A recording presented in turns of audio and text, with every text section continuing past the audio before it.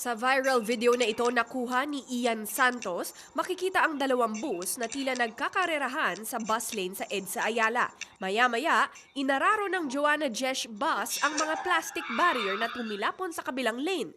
Hindi man lang huminto ang bus. Ayon sa MMDA, agad nahuli ang driver ng bus na kinilalang si Ruel Labin.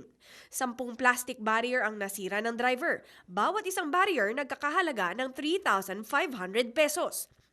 Dahil sa insidente, ipinatawag na ng LTFRB ang operator at driver ng bus. Wala naman ako nakikitang magandang katwiran para sagasaan mo yung mga barrier ng MMDA.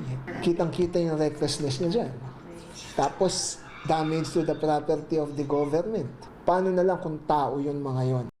Irerekomenda rin ng LTFRB sa LTO na kanselahin ang lisensya ng driver. Maaari ring maharap sa multa at pagkansela ng prangkisa ang bus operator.